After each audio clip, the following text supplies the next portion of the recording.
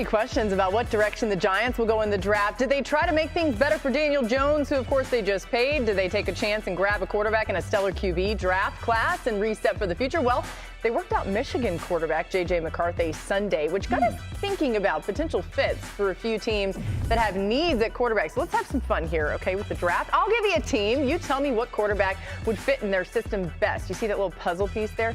If they go quarterback at number 6, who fits in the Dable-Kapka offense best?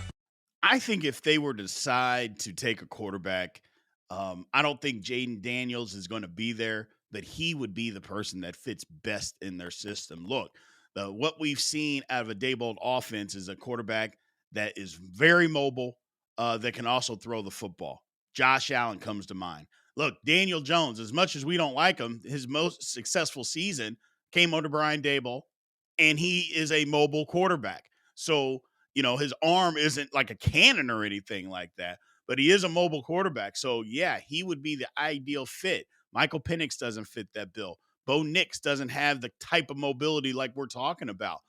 Not to mention, I think that would be too high of a draft pick. Look, Daniel Jones just needs to be the quarterback for the Giants. You paid him this money. The thing about it is, if you're going to pay him, which they did, then put some stuff around him and see if it works. Otherwise, what were you thinking? Why did you pay him to begin with? So since he's there and he's going to be there, put some stuff around him and see if it works. If it does, great.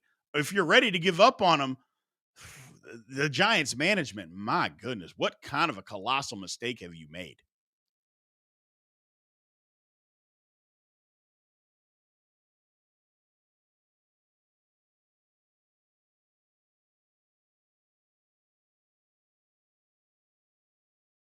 The rematch of last year's women's basketball championship. This time, Caitlin Clark and Iowa avenged their loss to LSU 94-87 behind Clark's 41 points, 12 assists, and 7 rebounds. She was a bucket. Here's Clark after the win.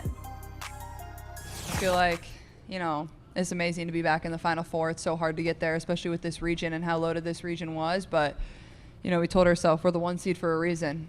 We've earned this. We deserve to be in these moments. We're prepared for these moments. But I think we came out here and, our second and third quarters, we played really, really good basketball. And LSU's a really good team. Well, there's not a whole lot of strategy. You got to guard her. Nobody else seems to be able to guard her. We didn't even guard her last year when we beat them. She's just a generational player, and she just makes everybody around her better. What did I say to her? I said, I sure am glad you leaving. I said, girl, you something else. Never seen anything like it.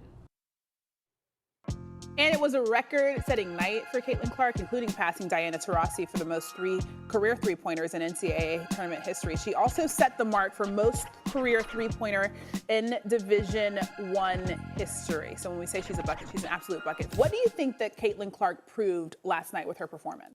I think she didn't really prove anything. I think people that don't like Caitlin Clark are going to say that LSU had a horrible game plan. And the people that do like Caitlin Clark are going to say, what did you guys expect? This is what she does. So what did she actually prove? I don't think she proved anything. I think she's an outstanding basketball player. She's a superior to everybody in women's college basketball at this particular moment. There's no denying that. So I don't think anything proved anything to anybody last night. I just think she did her thing. Her team needed her to play well for them to win, and she did it. And she played well last year, but LSU was better. This year, she took it upon herself to say, you know what? I don't care what you do. I'm not going to let my team lose. So as far as what she proved, yeah, we can kind of say that she proved that she was going to lift her team up, but I don't think she did that. She's been doing that since she's been at Iowa. I don't think she proved anything other than to say, I'm Caitlin Clark. I'm the best player in college basketball, and that's it.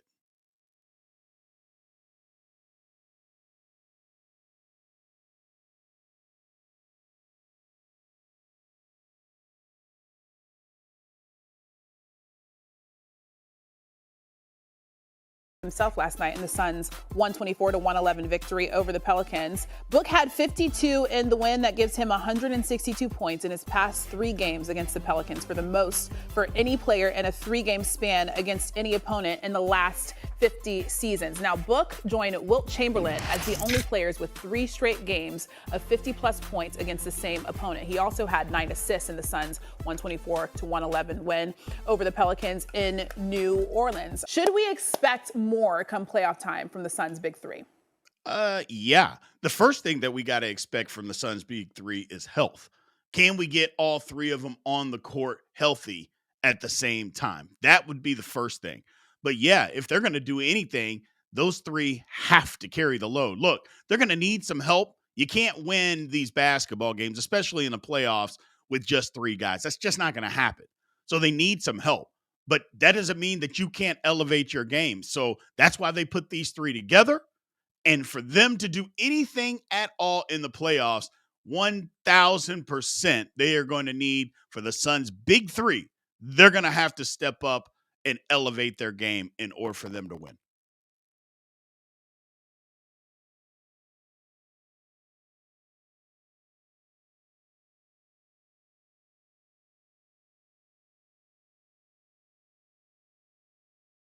Let's start with the number 1 pick. Who do you believe is the right pick for the Bears at the top?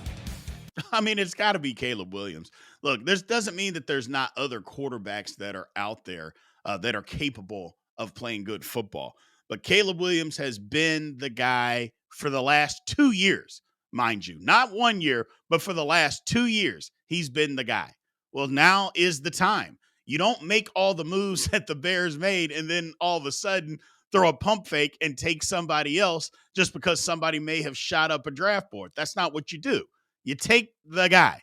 And in this draft, Caleb Williams is the guy.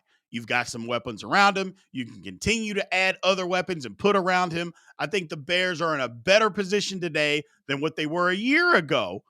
And I just believe that as of now, they have to take Caleb Williams, put some other pieces around him, and then go start winning football games.